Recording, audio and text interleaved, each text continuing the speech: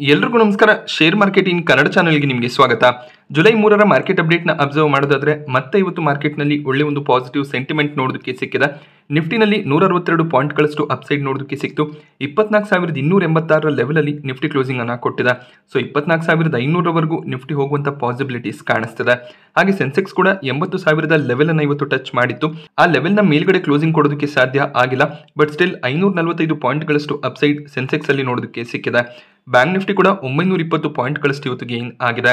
So ನಿನ್ನೆ July 2ಕ್ಕೆ Fed chairman ನ speech ಇತ್ತು. ಈ ಒಂದು ಸ್ಪೀಚ್ ನಲ್ಲಿ ಇನ್ಫ್ಲೇಷನ್ ಕಂಟ್ರೋಲ್ ನಲ್ಲಿದೆ. ಬಟ್ ಸ್ಟಿಲ್ ಇನ್ಫ್ಲೇಷನ್ ಫೆಡ್ ನ ಒಂದು ಮಾರ್ಕ್ ಏನಿದೆ 2%, ಅದರ ಮೇಲ್ಗಡೆ ನೋಡೋದಕ್ಕೆ ಸಿಗ್ತದೆ.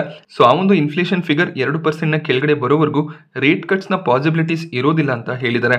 ಇದು ಎಕ್ಸ್ಪೆಕ್ಟೆಡ್ ಕೂಡ ಇತ್ತು. ಜುಲೈ ಅಥವಾ ಅಕ್ಟೋಬರ್ ತಿಂಗಳಲ್ಲಿ ರೇಟ್ ಕಟ್ಸ್ ಬರುವಂತ ಸಾಧ್ಯತೆ ತುಂಬಾನೇ ಕಡಿಮೆ ಇದೆ.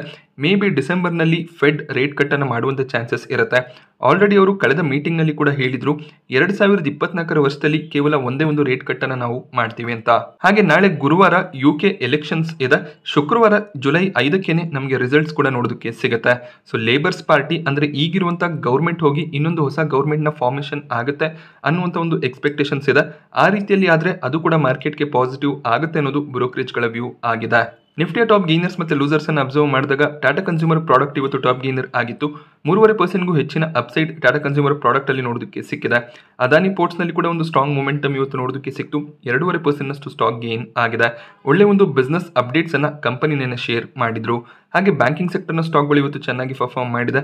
Kotak Mahindra bank, HDFC bank, Axis bank ನಲ್ಲಿ 2%ಗೂ ಹೆಚ್ಚಿನ ಅಪ್ಸೈಡ್ ನೋಡೋದಕ್ಕೆ ಸಿಕ್ಕಿದೆ. HDFC ಬ್ಯಾಂಕ್ನ ಸ್ಟ್ರಾಂಗ್ ಮೊಮೆಂಟಮ್ ಕಂಟಿನ್ಯೂ ಆಗ್ತಿದೆ. ಸೊ Q3 ರಿಸಲ್ಟ್ ಬಂದಾಗ ಸ್ಟಾಕ್ ನಲ್ಲಿ ಸಾಕಷ್ಟು ವೀಕ್ನೆಸ್ ಇತ್ತು. ಈಗ ಸ್ಟಾಕ್ ಆಲ್ ಟೈಮ್ ಹೈ ಹತ್ರ ಟ್ರೇಡ್ ಆಗ್ತಿದೆ. 1768 ಲೆವೆಲ್ ಅಲ್ಲಿ ಕ್ಲೋಸಿಂಗ್ ನೋಡೋದಕ್ಕೆ ಸಿಗ್ತದೆ. ಹಾಗೆ ಈ ಒಂದು ಮೊಮೆಂಟಮ್ಗೆ ರೀಸನ್ ಅನ್ನ ನಿನ್ನೆ ವಿಡಿಯೋದಲ್ಲಿ ಕೂಡ ನಾನು ಕವರ್ ಮಾಡಿದ್ದೆ. MSCI ಇಂಡೆಕ್ಸ್ ನ ರಿವಿಷನ್ ಏನು ಆಗಸ್ಟ್ ನಲ್ಲಿ ಆಗ್ತಿದೆ, ಆ ಒಂದು ರಿವಿಷನ್ ನಲ್ಲಿ HDFC ಬ್ಯಾಂಕ್ ನ ವೇಟೇಜ್ MSCI ಇಂಡೆಕ್ಸ್ ಅಲ್ಲಿ ಇನ್ಕ್ರೀಸ್ ಆಗುವಂತ ಚಾನ್ಸಸ್ ಇರುತ್ತೆ. ಇದರಿಂದ FII ಇನ್ಫ್ಲೋ ಇನ್ನಷ್ಟು HDFC ಬ್ಯಾಂಕ್ ಅಲ್ಲಿ ಇನ್ಕ್ರೀಸ್ ಆಗುತ್ತೆ. ಈಗ HDFC ಬ್ಯಾಂಕ್ ನಲ್ಲಿ FII ಹೋಲ್ಡಿಂಗ್ 54.8% ನೋಡೋದಕ್ಕೆ ಸಿಗುತ್ತೆ. BSE ಡೇಟಾ ಪ್ರಕಾರ ಈ ಒಂದು ಹೋಲ್ಡಿಂಗ್ ನಮಗೆ ನೋಡೋದಕ್ಕೆ ಸಿಗ್ತದೆ ಜೂನ್ ಕ್ವಾರ್ಟರ್ ನಲ್ಲಿ. ಸೊ ಈ ಒಂದು ಹೋಲ್ಡಿಂಗ್ 55% ನ ಕೆಳಗಡೆ ಇರೋದ್ರಿಂದ ಇನ್ನಷ್ಟು ಸ್ಪೇಸ್ HDFC ಬ್ಯಾಂಕ್ ಅಲ್ಲಿ FIIs ಗಳಿಗೆ ಇರುತ್ತೆ. ಆದ್ರಿಂದ MSCI ಇಂಡೆಕ್ಸ್ ನಲ್ಲಿ ಆಲ್ರೆಡಿ HDFC ಬ್ಯಾಂಕ್ ಪ್ರೆಸೆಂಟ್ ಇದ್ದು ಅದರ ವೇಟೇಜ್ ಇನ್ನಷ್ಟು ಇನ್ಕ್ರೀಸ್ ಆಗುವಂತ ಚಾನ್ಸಸ್ ಇರುತ್ತೆ. ಇದರಿಂದ $6.5 ಬಿಲಿಯನ್ ನಷ್ಟು ಇನ್ಫ್ಲೋ HDFC ಬ್ಯಾಂಕ್ ನಲ್ಲಿ ಬರುವಂತ ಚಾನ್ಸಸ್ ಇರುತ್ತೆ. ಸೊ ಇದು ಖಂಡಿತವಾಗ್ಲೂ HDFC ಬ್ಯಾಂಕ್ ಗೆ ಪಾಸಿಟಿವ್ ಆಗುತ್ತೆ.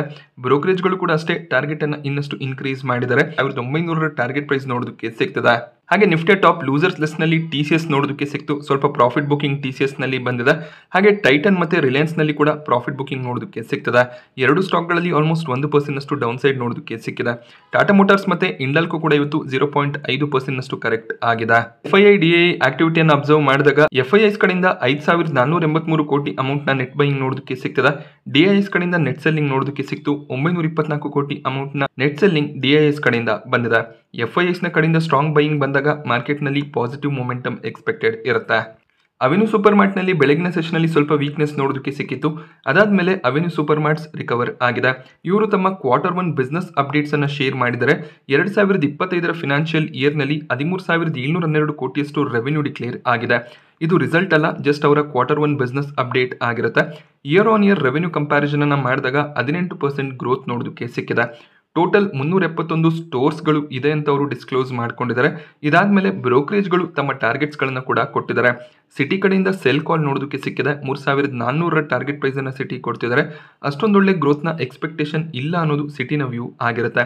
ಸಿಟಿಯ ಈ ಒಂದು ಟಾರ್ಗೆಟ್ ನಿಂದ ಕೂಡ ಸ್ಟಾಕ್ ಪ್ರೈಸ್ ನಲ್ಲಿ ಬೆಳಿಗ್ಗೆ ವೀಕ್ನೆಸ್ ಬಂದಿರುವಂತ ಚಾನ್ಸಸ್ ಇರುತ್ತೆ. ಬಟ್ ಎರಡು ಬ್ರೋಕರೇಜ್ಗಳು ಒಳ್ಳೆ ಒಂದು ಬುಲಿಶ್ ಟಾರ್ಗೆಟ್ಸ್ ಅನ್ನ ಕೊಟ್ಟಿದ್ದಾರೆ. Morgan Stanley over wait rating ಅನ್ನ ಕೊಟ್ಟಿದ್ದು 5,123 ಟಾರ್ಗೆಟ್ ಪ್ರೈಸ್ ಅನ್ನ ಕೊಟ್ಟಿದ್ದಾರೆ. ಅದೇ ರೀತಿಯಲ್ಲಿ ಮೆಕ್ವರಿ ಕಡೆಯಿಂದ ಕೂಡ 5,150 ಟಾರ್ಗೆಟ್ ಪ್ರೈಸ್ ನೋಡೋದಕ್ಕೆ ಸಿಗ್ತದೆ. ಅವೆನ್ಯೂ ಸೂಪರ್ ಮಾರ್ಟ್ಸ್ ಈಗ 4,800 ಅರೌಂಡ್ ಅಲ್ಲಿ ಟ್ರೇಡ್ ಆಗ್ತದೆ. ಇನ್ನಷ್ಟು ಪಾಸಿಟಿವ್ ಸೆಂಟಿಮೆಂಟ್ ನ ಎಕ್ಸ್ಪೆಕ್ಟೇಷನ್ ಇರುತ್ತೆ ಅನ್ನೋದು ಈ ಬ್ರೋಕರೇಜ್ ಗಳ ವ್ಯೂ ಆಗಿದೆ. ಹಾಗೆ ಅವೆನ್ಯೂ ಸೂಪರ್ ಮಾರ್ಟ್ಸ್ ನ ಬಿಸ್ನೆಸ್ ಕೂಡ ಸ್ಟ್ರಾಂಗ್ ಆಗಿ ಇದೆ. ರೆವೆನ್ಯೂಸ್ ಕೂಡ ಗ್ರೋ ಆಗ್ತದೆ. ಸ್ಟೋರ್ಸ್ ಗಳನ್ನ ಕೂಡ ಇನ್ಕ್ರೀಸ್ ಮಾಡ್ತಿದ್ದಾರೆ. ಸೊ ಲಾಂಗ್ ಟರ್ಮ್ ಗೆ ಒಳ್ಳೆ ಒಂದು ಬೆಟ್ ಆಗುತ್ತೆ. ಲಾಂಗ್ ಟರ್ಮ್ ನ ವ್ಯೂ ಇದ್ರೆ ಖಂಡಿತವಾಗ್ಲೂ ಅವೆನ್ಯೂ ಸೂಪರ್ ಮಾರ್ಟ್ಸ್ ಅನ್ನ ಕಂಟಿನ್ಯೂ ಮಾಡಬಹುದಾಗುತ್ತೆ. ಒಕಾರ್ಡ್ ಫಾರ್ಮಾ ಸ್ಟಾಕ್ನಲ್ಲಿ ಕಳೆದ 5 ದಿನಗಳಲ್ಲಿ 33% ಜಂಪ್ ನೋಡೋದಕ್ಕೆ ಸಿಕ್ಕಿದೆ. ಇದಕ್ಕೆ ರೀಸನ್ ಈ ಒಂದು ಫಾರ್ಮಾ ಕಂಪನಿ 2 ಹೊಸ ಆಂಟಿಬಯೋಟಿಕ್ಸ್ ಅನ್ನ ಮಾರ್ಕೆಟ್ನಲ್ಲಿ ಲಾಂಚ್ ಮಾಡಬೇಕು ಅಂತ ಇದ್ದಾರೆ.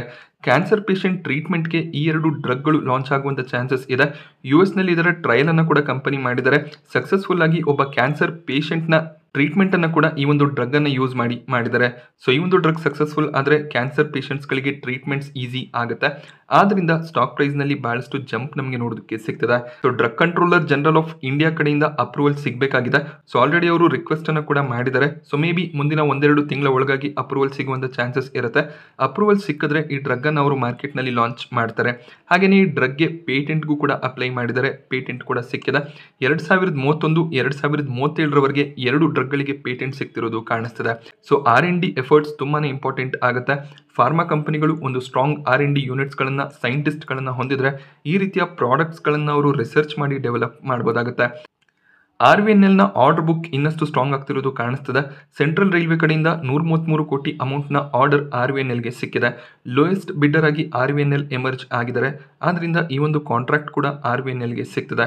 ಸೊ ಸಾಕಷ್ಟು ಆರ್ಡರ್ಗಳು ಈಗ RVNL ನ ಬಳಿಯಲ್ಲಿ ಇದೆ. ಆ ಆರ್ಡರ್ಗಳ ನ್ಯೂಸ್ ಬರ್ತಿರುವಾಗ ಸ್ಟಾಕ್ ಪ್ರೈಸ್ ನಲ್ಲಿ ಕೂಡ ಒಳ್ಳೆ ಒಂದು ಜಂಪ್ ನಮಗೆ ನೋಡೋದಕ್ಕೆ ಸಿಗ್ತದೆ. ಸೊ ಆರ್ಡರ್ ಸಿಗ್ತಿರ್ಬೋದು, ಕಂಪನಿ ಪ್ರಾಫಿಟಬಿಲಿಟಿಯನ್ನು ಕೂಡ ಮೇಂಟೈನ್ ಮಾಡಬೇಕಾಗುತ್ತೆ. ಸೊ Q1 ರಿಸಲ್ಟ್ ನಲ್ಲಿ ಕಂಪನಿಯ ಪ್ರಾಫಿಟ್ಸ್ ಇನ್ನಷ್ಟು ಗ್ರೋ ಆದರೆ ಸ್ಟಾಕ್ ಇದೇ ರೀತಿಯ ಮೊಮೆಂಟಮ್ ಅನ್ನ ಕಂಟಿನ್ಯೂ ಮಾಡುವಂತ ಚಾನ್ಸಸ್ ಇರುತ್ತೆ. ವ್ರಾಜ್ ಐರನ್ ಅಂಡ್ ಸ್ಟೀಲ್ ಇವತ್ತು ಮಾರ್ಕೆಟ್ನಲ್ಲಿ ಲಿಸ್ಟ್ ಆಗಿದೆ. ನಿನ್ನೆ 24% ಲಿಸ್ಟಿಂಗ್ ಗೇನ್ ನೋಡೋದಕ್ಕೆ ಸಿಕ್ತಿತ್ತು. ಬಟ್ 16% ಪ್ರೀಮಿಯಂನೊಂದಿಗೆ ಕಂಪನಿ ಮಾರ್ಕೆಟ್ನಲ್ಲಿ ಲಿಸ್ಟ್ ಆಗಿದೆ. ಸೊ ರೀಸೆಂಟ್ ಆಗಿ ಬರ್ತಿರುವಂತಹ IPOಗಳಲ್ಲಿ ಇದೇ ರೀತಿಯ ಒಂದು ಟ್ರೆಂಡ್ ಕಾಣಿಸ್ತದೆ. ಒಳ್ಳೆ ಒಂದು ಲಿಸ್ಟಿಂಗ್ ಗೇನ್ ಲಿಸ್ಟಿಂಗ್ ಡೇನ ಹಿಂದಿನ ದಿನ ನೋಡೋದಕ್ಕೆ ಸಿಗ್ತದೆ. ಬಟ್ ಲಿಸ್ಟಿಂಗ್ ಡೇನ ದಿನದಂದು ಆ ಒಂದು ಪ್ರೀಮಿಯಂನಲ್ಲಿ ಸ್ಟಾಕ್ಗಳು ಲಿಸ್ಟ್ ಆಗ್ತಿಲ್ಲ. ಬಟ್ ಲಿಸ್ಟ್ ಆದ್ಮೇಲೆ ಒಳ್ಳೆ ಒಂದು ಮೊಮೆಂಟಮ್ ನೋಡೋದಕ್ಕೆ ಸಿಕ್ಕಿದೆ. 207 ಪ್ರೈಸ್ ಅನ್ನ ಕಂಪನಿ ಸೆಟ್ ಮಾಡಿದ್ರು. 240 ಪ್ರೈಸ್ ನಲ್ಲಿ ಸ್ಟಾಕ್ ಲಿಸ್ಟ್ ಆಯಿತು. 252 ಪ್ರೈಸ್ ನಲ್ಲಿ ಕ್ಲೋಸಿಂಗ್ ಬರ್ತಿರೋದು ಕಾಣಿಸ್ತದೆ. So as usual at least 50% profits ಅನ್ನ ತಗೊಳ್ಳಿ.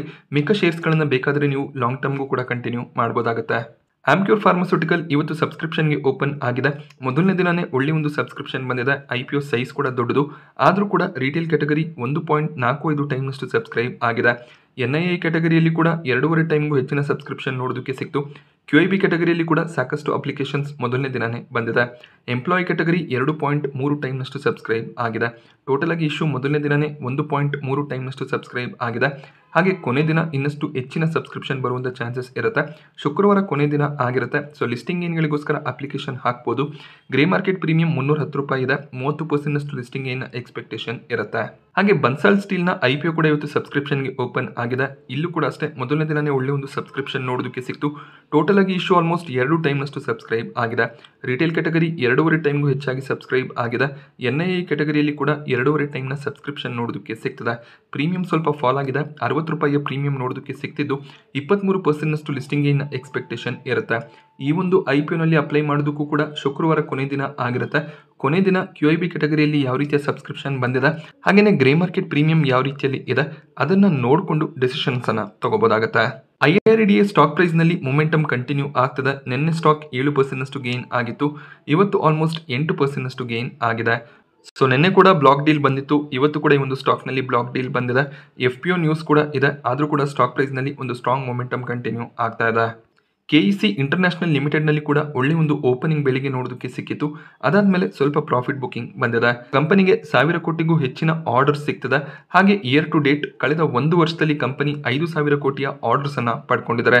ಈ ಒಂದು ಆರ್ಡರ್ ಏನಿದೆ ಟ್ರಾನ್ಸ್ಮಿಷನ್ ಅಂಡ್ ಡಿಸ್ಟ್ರಿಬ್ಯೂಷನ್ ಹಾಗೆಯೇ ಕ್ಲೀನ್ ಎನರ್ಜಿ ಸೆಕ್ಟರ್ ನಿಂದ ಬಂದಿರುವಂತಹ ಆರ್ಡರ್ಸ್ ಆಗಿರುತ್ತೆ. KEC ಇಂಟರ್ನ್ಯಾಷನಲ್ ಕೂಡ ಅಷ್ಟೇ ಒಂದು ಸ್ಟ್ರಾಂಗ್ ಆರ್ಡರ್ ಬುಕ್ ಅನ್ನ ಮೇಂಟೈನ್ ಮಾಡ್ತಿರುವಂತಹ ಕಂಪನಿ ಆಗಿರುತ್ತೆ. ಹಾಗೆ ಈಗ ಸ್ಟಾಕ್ 52 ವೀಕ್ ಹೈ ಹತ್ರ ಟ್ರೇಡ್ ಆಗ್ತಾ ಇದೆ. ಝೊಮ್ಯಾಟೊ NBFC ಲೈಸೆನ್ಸ್ ಅನ್ನ ಪಡ್ಕೊಳ್ಳೋದಕ್ಕೆ RBIಗೆ ಅಪ್ಲಿಕೇಶನ್ ಅನ್ನು ಹಾಕಿದ್ರು. ಫುಡ್ ಡೆಲಿವರಿ ಬಿಸ್ನೆಸ್ ನ ಜೊತೆಯಲ್ಲಿ ಲೆಂಡಿಂಗ್ ಬಿಸ್ನೆಸ್ ಅನ್ನ ಮಾಡುವಂತ ಪ್ಲಾನ್ಸ್ ಅನ್ನ ಝೊಮ್ಯಾಟೊ ಹೊಂದಿದ್ರು. ಬಟ್ ಈಗ ಆ ಒಂದು ಪ್ಲಾನ್ ಅನ್ನ ವಿಡ್ರಾ ಮಾಡ್ಕೊಂಡಿದ್ದಾರೆ. ಸೊ NBFC ಕಂಪನಿಯನ್ನ ಸ್ಟಾರ್ಟ್ ಮಾಡೋದಿಲ್ಲ ಅಂತ ಝೊಮ್ಯಾಟೊ ಹೇಳಿದರೆ ಇದೆಲ್ಲೋ ಒಂದ್ ಕಡೆ ಕಂಪನಿಗೂ ಕೂಡ ಪಾಸಿಟಿವ್ ಆಗಿರುತ್ತೆ. ರೀಸೆಂಟ್ ಆಗಿ ಜಿಯೋ ಫಿನಾನ್ಸ್ ಕೂಡ ಮಾರ್ಕೆಟ್ಗೆ ಎಂಟ್ರಿಯನ್ನ ತಗೊಂಡಿದ್ದಾರೆ. ಹಾಗೆ Paytm ಕೂಡ ಸ್ಟ್ರಾಂಗ್ ಅಂಡ್ ಅಗ್ರೆಸಿವ್ ಆಗಿ ಬಿಸ್ನೆಸ್ ಅನ್ನ ಮಾಡ್ತಿದ್ದಾರೆ. ಹಾಗೆ ಬೇರೆ NBFC ಕಂಪನಿಗಳು ಕೂಡ ತುಂಬಾನೇ ಅಗ್ರೆಸಿವ್ ಅಪ್ರೋಚ್ ಅನ್ನ ತೋರಿಸ್ತಿದ್ದಾರೆ. ಸೊ ಆದ್ರಿಂದ ಝೊಮ್ಯಾಟೊ ಈಗ NBFC ಸೆಕ್ಟರ್ಗೆ ಎಂಟರ್ ಆದ್ರೆ ಬಿಸ್ನೆಸ್ ಅನ್ನ ಅಕ್ವೈರ್ ಮಾಡ್ಕೊಳ್ಳೋದು ಅಷ್ಟು ಈಸಿ ಆಗಿರೋದಿಲ್ಲ. ಆದ್ರಿಂದ ಅವರು ಈ ಒಂದು ಬಿಸ್ನೆಸ್ಗೆ ಎಂಟರ್ ಆಗೋದಿಲ್ಲ ಅಂತ ತಮ್ಮ ಒಂದು ಅಪ್ಲಿಕೇಶನ್ ಅನ್ನ ವಿಡ್ರಾ ಮಾಡ್ಕೊಂಡಿದ್ದಾರೆ. ಸ್ಟಾಕ್ ಇವತ್ತು ಬೆಳಿಗ್ಗೆ ಪಾಸಿಟಿವ್ ಆಗಿ ಟ್ರೇಡ್ ಆಗ್ತಿತ್ತು. ಬಟ್ ಹೈಯರ್ ಲೆವೆಲ್ ನಿಂದ ಸ್ವಲ್ಪ ಪ್ರಾಫಿಟ್ ಬುಕಿಂಗ್ ಬಂದಿದೆ. ಹಾಗೆ IEX ನಲ್ಲಿ ಕೂಡ ಒಂದು ಸ್ಟ್ರಾಂಗ್ ಮೊಮೆಂಟಮ್ ಕಳೆದ ಒಂದು ತಿಂಗಳಿಂದ ನೋಡೋದಕ್ಕೆ ಸಿಗ್ತದೆ. 150ರ ಅರೌಂಡ್ ಅಲ್ಲಿ ಸಾಕಷ್ಟು ದಿನಗಳಿಂದ ಸ್ಟಾಕ್ ಟ್ರೇಡ್ ಆಗ್ತಿತ್ತು, ಬಟ್ ಈಗ ಸ್ವಲ್ಪ ಮೊಮೆಂಟಮ್ ಸ್ಟಾಕ್ ನಲ್ಲಿ ನೋಡೋದಕ್ಕೆ ಸಿಗ್ತದೆ. ಹಾಗೆಯೇ Q1 ಅಪ್ಡೇಟ್ಸ್ ಅನ್ನು ಕೂಡ ಕಂಪನಿ ಶೇರ್ ಮಾಡಿದರೆ ಒಳ್ಳೆ ಒಂದು ವಾಲ್ಯೂಮ್ ಗ್ರೋತ್ ನಮಗೆ ಕಂಪನಿಯಲ್ಲಿ ನೋಡೋದಕ್ಕೆ ಸಿಗ್ತದೆ. ಸೊ ಒಳ್ಳೆ ಒಂದು Q1 ರಿಸಲ್ಟ್ ನ ಎಕ್ಸ್ಪೆಕ್ಟೇಷನ್ಸ್ಗಳು ಕೂಡ ಇರುತ್ತೆ. ಪ್ರಾಫಿಟ್ಸ್ ಏನಾದರೂ ಇನ್ಕ್ರೀಸ್ ಆದರೆ ಸ್ಟಾಕ್ನಲ್ಲಿ ಇನ್ನಷ್ಟು ಮೊಮೆಂಟಮ್ ಬರುವಂಥ ಚಾನ್ಸಸ್ ಇರುತ್ತೆ. ಹಾಗೆ ಯಾರೆಲ್ಲ 250ರ ಲೆವೆಲಲ್ಲಿ ಬೈಯಿಂಗ್ ಅನ್ನು ಮಾಡಿದಿರಾ, ನೀವು ಎಕ್ಸಿಟ್ ಆಗೋ ಬಗ್ಗೆ ಯೋಚನೆ ಮಾಡೋದಾದ್ರೆ ಎಕ್ಸಿಟ್ ಆಗ್ಬೋದಾಗುತ್ತೆ. ಸೊ ಸ್ಟಾಕ್ ಪ್ರೈಸ್ನಲ್ಲಿ ಒಳ್ಳೆ ಒಂದು ಮೊಮೆಂಟಮ್ ಈಗ ನೋಡೋದಕ್ಕೆ ಸಿಗ್ಬೋದು, ಬಟ್ ಸಾಕಷ್ಟು ರೆಗ್ಯುಲೇಟರಿ ಚಾಲೆಂಜಸ್ಗಳನ್ನು IEX ಫೇಸ್ ಮಾಡ್ತಿದ್ದಾರೆ. ಸೊ ಅದರಿಂದ ಅದರ ಬೇಸಿಸ್ ಮೇಲೆ ನೀವು ಡಿಸಿಷನ್ ಅನ್ನು ತಗೋಬೋದಾಗುತ್ತೆ. ಹಾಗೆ ಡಿಸಿಷನ್ ಕಂಪ್ಲೀಟ್ಲಿ ನಿಮ್ದಾಗಿರುತ್ತೆ.